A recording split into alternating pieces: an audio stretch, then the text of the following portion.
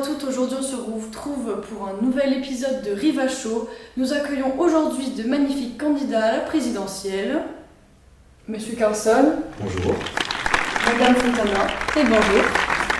Aujourd'hui nous allons parler de 3 thèmes importants du programme présidentiel: le travail, l'école et l'environnement. Nous aborderons les problèmes rencontrés autour de ces sujets. Madame Fontana et Monsieur Carlson nous exposeront les solutions qu'ils ont trouvées pour donner une chance à la population de bien évoluer dans une société et ainsi avoir sa part de bonheur.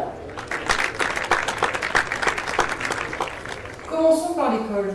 Rencontrez-vous des dysfonctionnements à résoudre au sein des écoles? Madame Fontana, qu'en pensez-vous? Alors au niveau des dysfonctionnements à l'école, on peut constater pour ma part que oui, on en a. Je vais parler principalement des profs. Donc on va prendre le système scolaire au niveau des profs. Il faudrait qu'au niveau des classes, on ait une réduction d'élèves, pour que les profs puissent s'occuper des élèves dès qu'ils ont besoin d'aide, qu'ils ont au moins 5 minutes. Parce qu'on remarque beaucoup que les profs, ils n'ont jamais le temps et on va vite passer à autre chose. Vu qu'il faut qu'ils finissent un programme dans les temps, c'est-à-dire en 6 mois, je crois, 9 mois, donc ils n'ont pas le temps de s'occuper de chaque élève. Ensuite, les profs, ça serait cool qu'on ait plus de profs et qu'ils soient mieux payés. Au moins, on sait très bien qu'on aura un meilleur système éducatif. On va prendre aussi Parcoursup. Tout le monde connaît Parcoursup, il permet aux jeunes de pouvoir continuer leur futur dans les études qu'ils ont envie d'être, sauf que le problème c'est que on rencontre des problèmes, c'est-à-dire que c'est une machine qui choisit en fonction de votre bac. En gros, si vous voulez aller quelque part et que vous n'avez pas le diplôme pour, que vous avez un autre diplôme et que ce n'est pas la priorité, et ben, vous passez au second plan. Et ça, il faudrait énormément qu'on le change, parce que franchement, ce n'est pas possible. Ensuite, on va partir du fait qu'il y a aussi au niveau système éducatif les élèves qui rencontrent des problèmes, donc des handicaps, tout ce qui est dyslexie, dysorthographique, etc. Il faudrait qu'on arrive à les intégrer dans le groupe d'élèves et qu'ils ne soient pas hors de la classe où il peut y avoir des problèmes. Il faudrait qu'on les intègre avec des jeux, d'autres systèmes pour pouvoir les éduquer et avoir un bon, comment on pourrait dire, une bonne éducation au niveau scolaire, donc, si je peux dire. Voilà. Mais pour ma part, finalement, je rejoins un petit peu, j'ai rencontré les mêmes problèmes, notamment la dyslexie. Oui, je me suis dit qu'il aurait fallu créer potentiellement de nouvelles méthodes de travail plus ludiques, par exemple. Eh bien, merci beaucoup de votre développement. Prochaine question. Pensez-vous que les élèves sont touchés par un manque d'information? Monsieur Carlson, quel est votre point de vue? Oui, bien sûr, bien sûr. Les élèves, notamment, ont besoin, pour ma part, d'être beaucoup plus informés, que ce soit au niveau des préventions sexuelles, notamment. Également prévenir sur tous les sujets un petit peu tabous, comme la discrimination, les différences, les handicaps par exemple, ou orientation sexuelle, je ne sais pas. Et faire peut-être créer la création d'une nouvelle matière, ce qu'on avait parlé, il me semble, dans les coulisses, une nouvelle matière C'est ça, ouais. voilà, qui pourrait toucher un petit peu à tous ces sujets-là et du coup ouvrir l'esprit de chaque élève, quoi. Merci. Et vous, Madame Fontana, alors développez un peu? Alors, comme l'a dit mon collègue, oui, on a une création d'une nouvelle matière qui serait franchement topissime à avoir à l'école. Il faudrait qu'on ait une matière de la vie. Donc en gros, il faudrait qu'on puisse avoir une matière qui puisse apprendre aux élèves à payer les impôts, à remplir des papiers, vraiment à apprendre la vie future qu'on peut avoir, parce que niveau école, on n'a vraiment rien qui puisse nous aider sur ça, hormis les aides que peuvent avoir les jeunes avec certaines associations. Mais sinon, ça serait cool si l'école pouvait faire une matière exprès pour ça, parce que quand les jeunes se lancent, que ce soit à 17 ans, 18 ou même plus, même encore des jeunes de 20-21 ans, on ne sait pas forcément encore comment remplir des papiers. Voilà. Et comment s'appellera donc cette matière, je pense qu'on pourrait l'appeler l'école de la vie. Voilà. Franchement, je trouve ça pas mal comme nom. C'est très bienveillant, j'adore. Ouais. Parfait, passons à la question du travail. Diriez-vous que les employés sont victimes de discrimination? Madame Fontana, qu'en pensez-vous? Bien sûr, les employés sont victimes de discrimination. Moi, je vais parler surtout de l'inégalité homme-femme. Bon, on connaît tous l'inégalité homme-femme au niveau du salaire, que les femmes sont moins payées que pour un homme alors qu'elles ont le même emploi. Mais est-ce que je dois vraiment revenir dessus? Je ne pense pas, parce que c'est vraiment la question phare sur l'égalité homme-femme. Mais je voulais aussi venir sur, par rapport aux différents métiers, qu'on ne peut pas forcément pratiquer le même métier en fonction de si on a un homme ou une femme. Par exemple, une femme dans le bâtiment, il n'y en a pas vraiment beaucoup.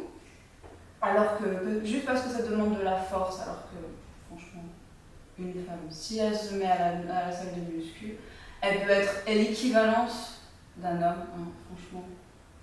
Et en fait, c'est l'envie. Voilà, vraiment. Si c'est une passion, en vérité, que tu veux en faire un métier, tu peux, il n'y a pas de problème sur ça. C'est le choix de chacun. Voilà, exactement. Il ne faut pas qu'on arrête d'empêcher quelqu'un de faire un métier juste parce qu'il est une femme ou un homme.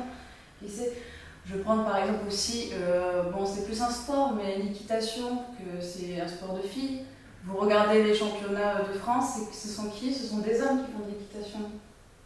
Voilà, l'équipe de France, ce sont des hommes. Et est-ce qu'on leur dit quelque chose? Non. Donc moi je dis qu'il faut vraiment arrêter sur ça. Franchement, on avancera dans un bon mood. Je suis assez d'accord avec vous par rapport en fait à la différence et surtout du coup à la discrimination quand un employeur peut prendre du coup un employé. Souvent il va regarder sa couleur de peau, il va regarder sa sexualité peut-être aussi, s'il a un handicap, si c'est surtout une femme ou un homme. Et il faudrait essayer de pouvoir sensibiliser les employeurs sur ça et également les... Comment dit-on? Les salariés. Oui, les salariés, pardon. Peut-être en créant des associations qui se déplaceraient dans les entreprises oui, pour parler du coup de tout ça et qui est vraiment une meilleure... L'entreprise, même les écoles en ce moment. Oui, ou les écoles. Qui est une meilleure entente finalement entre salariés et employés. Et les salariés entre eux. L'ouverture d'esprit, comme je le disais tout à l'heure. Exactement. Je pense que c'est tout par rapport à ça. D'accord, merci beaucoup. Nous nous retrouvons après la pub pour parler de l'environnement.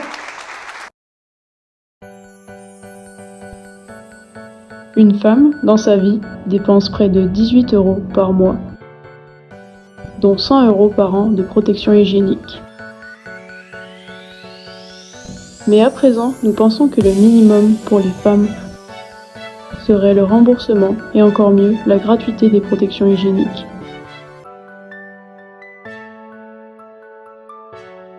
Avec les protections hygiéniques gratuites, pas de panique, en fin de mois pour moi. Les déchets jetés dans la nature rejoignent les rivières, les fleuves et les océans, puis dégradent les espaces naturels.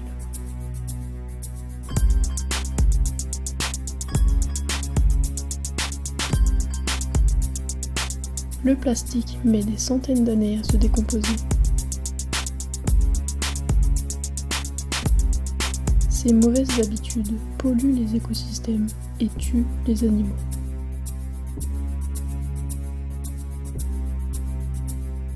Adoptez les bons gestes. De retour sur le plateau du Riva Show. Aujourd'hui, nous sommes donc toujours en présence de Monsieur Carson et Madame Fontana. Nous avons abordé auparavant les thèmes sur l'école et le travail et nous allons donc poursuivre sur l'environnement. Quels sont pour vous les problèmes fondamentaux concernant l'environnement? Pour moi, du coup? Oui, bien sûr. Ok. Moi, j'en ai énormément de problèmes concernant l'environnement, notamment la surconsommation. Je trouve que l'homme a une surconsommation énorme. Par exemple, niveau alimentation, pour seulement quelques poissons, par exemple, on va en tuer des centaines et des milliers. La surconsommation de viande, également la manière dont les animaux sont traités. Une énorme quantité d'animaux sont abattus pour finalement en utiliser que quelques peu. Je voulais aussi parler du gaspillage alimentaire. Je me suis dit qu'il aurait fallu peut-être faire évoluer tout ce qui est Go. C'est des applications comme ça qui font en sorte de payer des aliments moins chers, mais du coup pour éviter la surconsommation. Mais je parlerai aussi de surconsommation, notamment pour les vêtements, abolir complètement la fast fashion, tous les produits achetés sur internet et tout ça, s'ils ne sont pas made in France ou s'ils sont faits dans d'autres pays, et favoriser du coup les friperies en ligne ou les friperies dans les villes, et pourquoi pas donner une prime pour ceux qui veulent ouvrir les friperies. Je voulais parler aussi de la surconsommation de l'eau. J'ai vu récemment un plombier qui utilisait du coup l'eau de la douche et de l'évier pour les utiliser pour la chasse d'eau avec un circuit fermé avec la plomberie, quoi. Parce qu'à chaque fois qu'on tire la chasse, finalement, on utilise plus de 9 litres d'eau potable. Et puis, surtaxer peut-être les grandes surfaces. Parce que je reviens, la surconsommation alimentaire. Peut-être surtaxer les grandes surfaces pour laisser place aux petites entreprises et tout ça.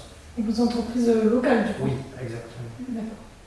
Je sais pas si il y a autre chose à... Non, moi je suis totalement d'accord avec vous. Après, moi je vais parcourir avec un autre problème qui est la pollution.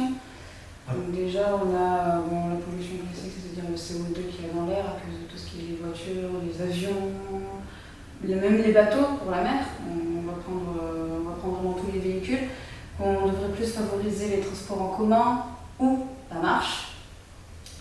Après, on va parler du 7e continent également. C'est quoi le 7e continent? On l'appelle le 7e continent parce qu'il est rempli de plastique. Donc il faudrait qu'on arrête de jeter du plastique par terre, dans les océans, un peu partout, qu'il faudrait qu'on privilégie la santé de notre première maison, c'est-à-dire la planète. Et il faudrait qu'on privilégie aussi la santé humaine et également la santé animale. Parce que le plastique dans la mer fait que les tortues s'y coincent dedans, ou les poissons peuvent prendre plein... Dans les branchies, par exemple? Plein dans les branchies, si vous voulez. Et après, on se retrouve à le consommer, et après on va dire oui, c'est les humains, si, c'est les humains, oui, mais forcément, ça fait ce qu'on fait derrière. En fait, il faudrait sensibiliser l'homme. On revient sur les associations, au final, oui, bien sûr, partout. La publicité peut-être aussi. Publicité, des panneaux dans les villes, des panneaux même dans les transports publics, même un film au cinéma, pourquoi pas. Là, je vais peut-être un peu loin. Mais il faudrait quand même privilégier vraiment la santé de la première planète, parce que si on ne la privilégie pas, déjà, qu'est-ce qu'on va laisser pour les générations futures? Pas grand-chose, je pense. Parlons pas de négativité. Soyons positifs. Et faisons en sorte d'être positifs le plus possible. Merci à vous pour toutes ces solutions qui pourront nous aider à améliorer la société dans laquelle on vit aujourd'hui. Rendez-vous la semaine prochaine pour un nouvel épisode de Rive à Chaud.